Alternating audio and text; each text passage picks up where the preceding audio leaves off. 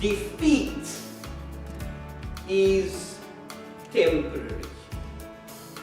So if I mess up in what I want to say to you, at least you will know where I was intending to go.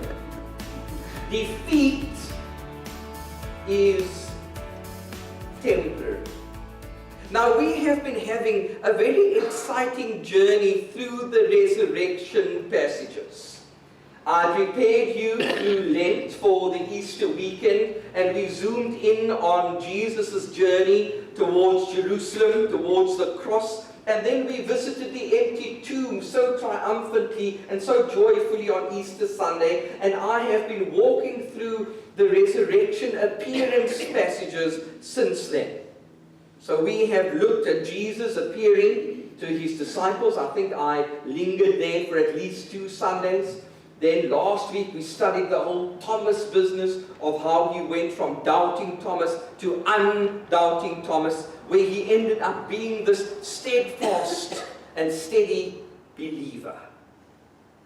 This coming Thursday we are celebrating Christ's glorious ascension, so I better end with the resurrection appearances today, since from next week on it's going to be how Jesus took his rightful place at the throne of God, and then we're going to have Pentecost on the 19th of May, then we're going to be focusing on the Holy Spirit and the birthday of the Christian church, etc., etc. So today is really my last opportunity to bring you, for old time's sake, a resurrection passage and its profound message. So there is one single event that I haven't covered when it comes to the resurrection passages.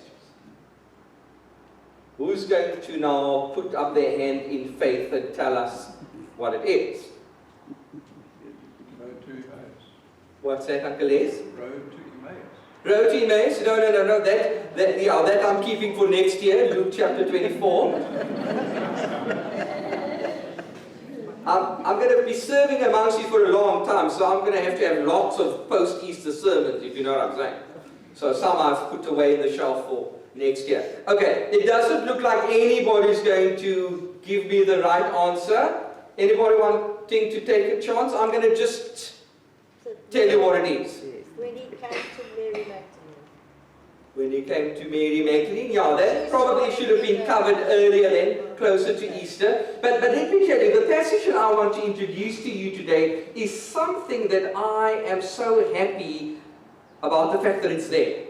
And I think the entire church, universal, is happy that it's there. And perhaps even the whole wide world, because it is a passage that really changes the course of history. What am I talking about? It is a very significant passage, and I don't think the New Testament would have been the same had it not been included. I'm talking about the reinstatement of Peter. Jesus had been waiting for exactly the right moment to have his heart-to-heart with this messed up disciple. The scene is the shore of the Sea of Galilee. Jesus apparently was frying some fish for breakfast. He must have known that the disciples were in the vicinity, for he saw them on the lake in their boat, not having caught a darn thing. And so he said to them, guys, get out of the boat and come share with me. I'm frying something for us to eat together. Of course, he had given them the advice of where to fish and how to fish, and their net ended up being very full eventually, but it looks like he was responsible for the catering for this particular event. And we don't know whether the other disciples were listening in on the conversation between Jesus and Peter, but we do know that it was a very intriguing conversation indeed. Let's read the passage. John chapter 21. As from verse 15. Now, didn't we say only 5 minutes ago that no one would be playing the game of playing dead? John 21, as from verse 15. The heading, I've given it away by now. Jesus reinstates Peter. When they had finished eating this freshwater fish that Jesus had fried to perfection, When they had finished eating, Jesus said to Simon Peter, Simon, son of John, do you truly love me more than these? Yes, Lord, he said, you know that I love you. Then Jesus said, feed my lambs. Again, Jesus wanted to know from him, Simon, son of John, do you truly love me? And I can just imagine how Simon was thinking, Jesus, this whole chat is becoming old very quickly. But anyway, if you want an answer, I'll give it. Yes, Lord, you know that I love you. In that case, take care of my sheep. The third time, believe it or not, the third time, Jesus said to him, Simon, son of John, do you love me? Peter, rather unsurprisingly, was hurt because Jesus asked him the third time, do you love me? He said, Lord, you know all things. You should have guessed this by now. You should know that I love you. If that's how you feel, Jesus then replied, feed my sheep. I tell you the truth, when you were younger, you dressed yourself and went where you wanted, but when you are old, you will stretch out your hands, and somebody else will dress you, and somebody else will lead you where you do not want to go. This was clearly a prediction of how Peter would die in later years. And then Jesus said to Peter these eternal words, follow me. Let's rewind a tad and let's go back to that evening in the upper room. Jesus jumped out of the grave like a jack in the box that Sunday morning. Remember when the angel rolled away the stone and Jesus re-emerged alive? 12 hours later that evening, Jesus didn't find his disciples celebrating and partying and dancing on the tables of the local pub. No. They were shivering together, hiding away for fear of the Jews in the upper room. Behind locked doors, John tells us.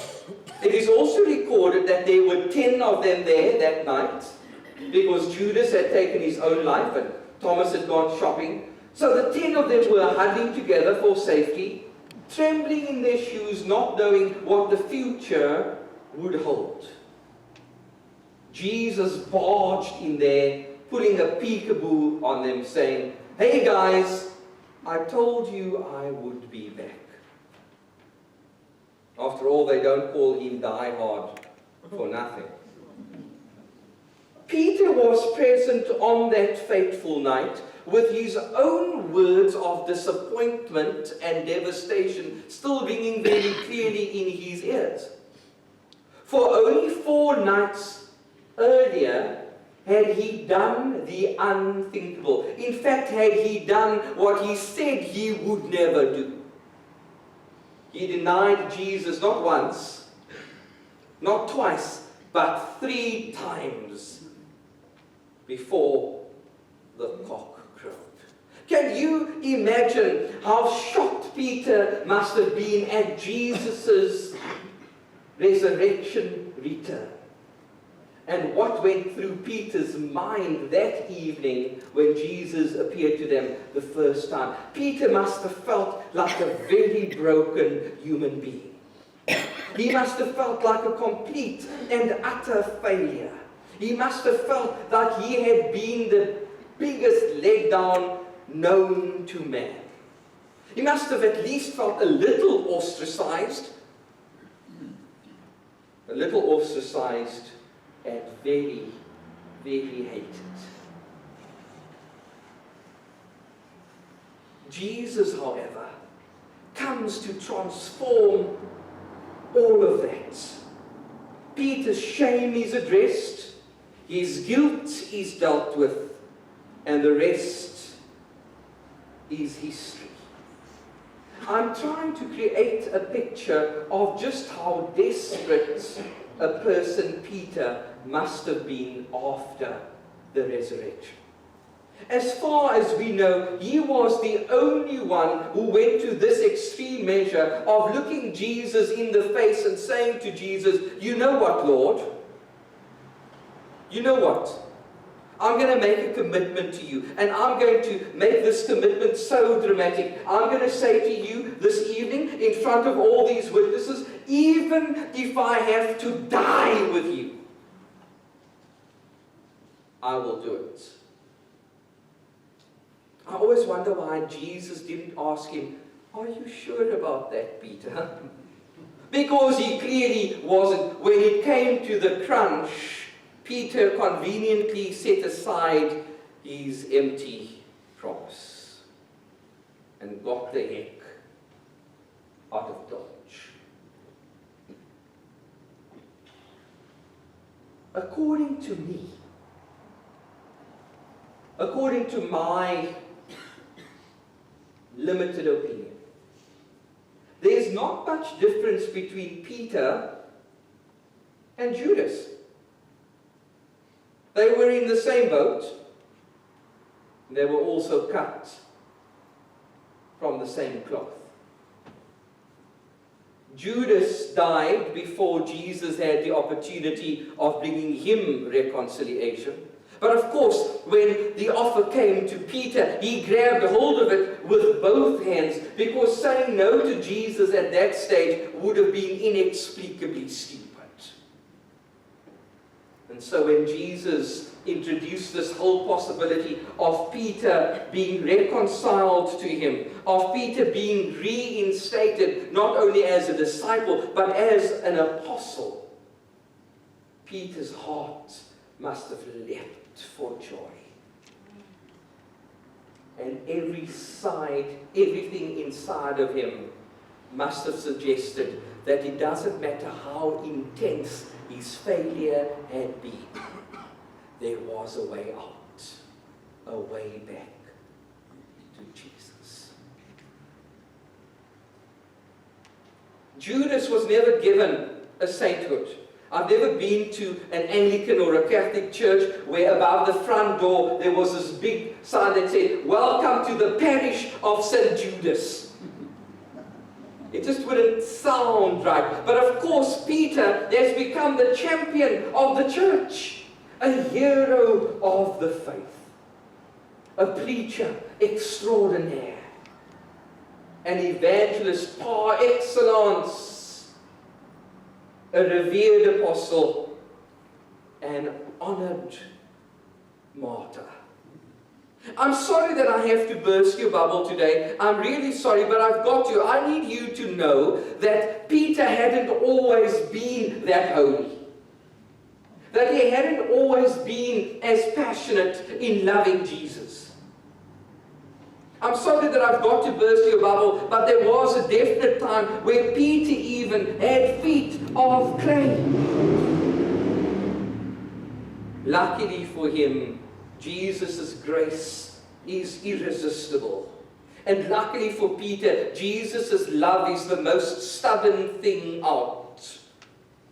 For when the world had written Peter off, when all the others said, "You know what, Peter, there's no hope for you anymore," Jesus surfaced on the scene and said, "How about it, Peter? Let's put the past where it belongs, namely in the past. Let's do this." There is a glaring emergence of Peter's history and Peter's present, according to John chapter 21. Do we even understand how messed up he was mentally and emotionally after having denied Jesus?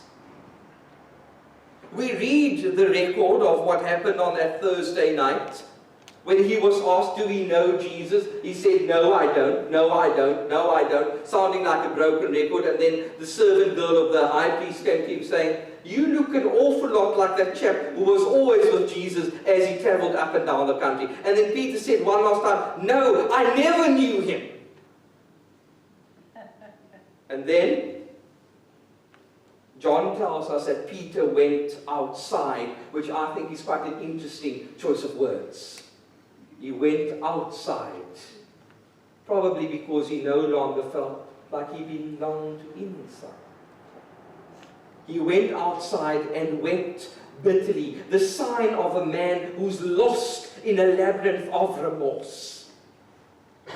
And John, the Gospel of John, adds one line for good measure when he talks about Peter weeping bitterly and going outside. John goes as far as saying, and it was night. And we all know the writings of John well enough to know that light and darkness is a major theme in his material. And when he talks about night, it's not only a reference to the time of day, but it was also dark in Peter's soul at the time. Peter had reached a space of desperate lostness. It was like the sun had set for him one final time.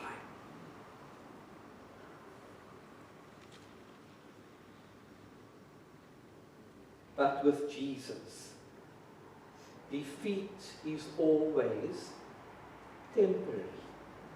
And the passage that we are looking at today speaks volumes of his wild grace and of his reckless mercy and of his healing, saving, liberating love. For if there was one person in the New Testament who shouldn't have got a second chance, it would probably have been Peter. But you see, it's never about how much faith we have in God. It is always about how much faith God has in us.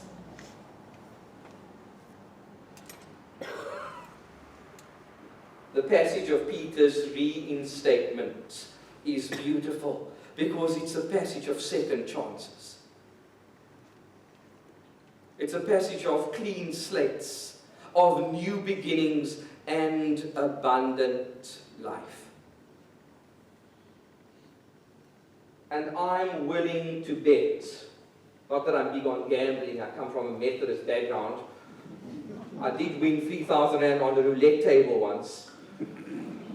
But that was after I had a mojito, so it doesn't count. You know, just put my stuff on number 17 and it fell. But anyway, I'm getting distracted. What was I saying to you? If I were a betting man, I would bet a considerable amount of money on the chance of some people in this building finding the experience of Peter familiar.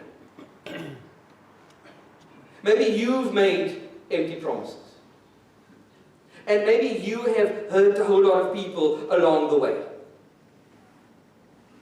And maybe you haven't only denied your faith, maybe you have denied yourself.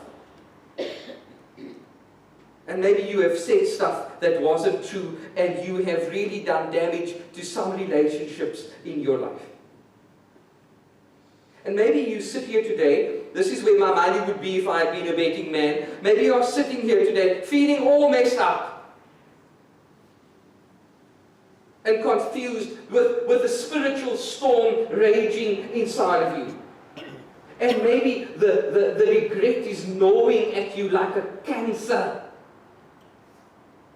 And maybe you are feeling like you just reek of guilt and shame.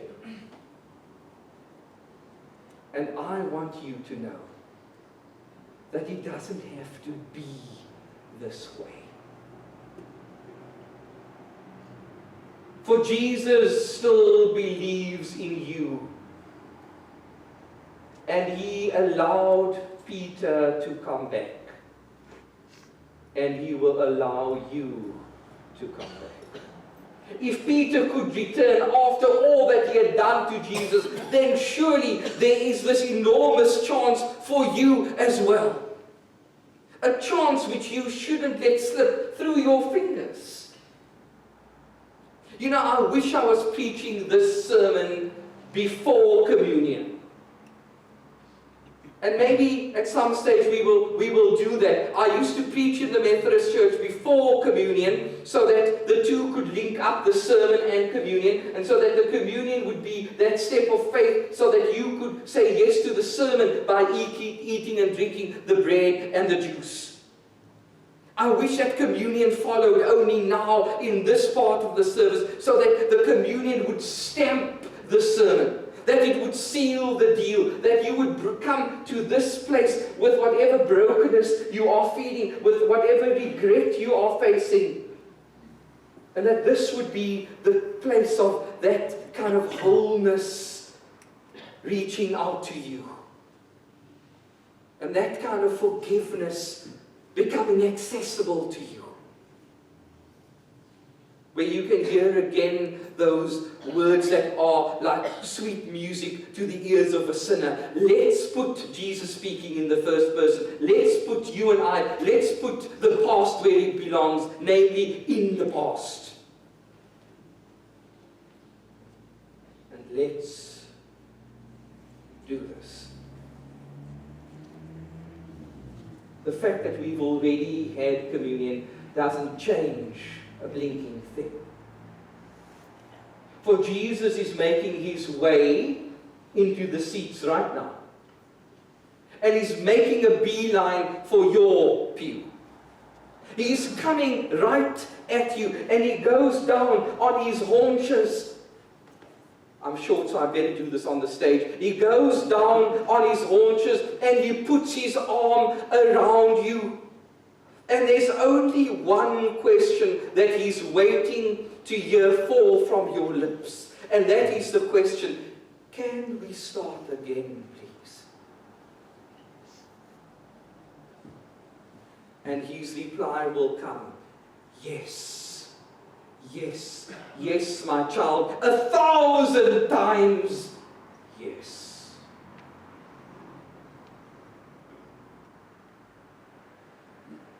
I cannot tell you how relieved I am that John didn't allow for his gospel to be compiled or edited without this story in that last chapter.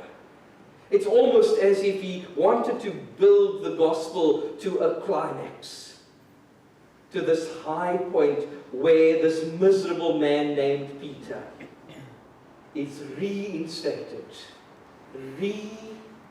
embraced and reissued for the service of Christ. If you feel like a bad person, or like a messed up person, or a person who is an indescribable failure, I want you to know that this morning's preaching has got your name written all over it. And I want you to come to this once and for all discovery that with Jesus, defeat is always temporary. Amen.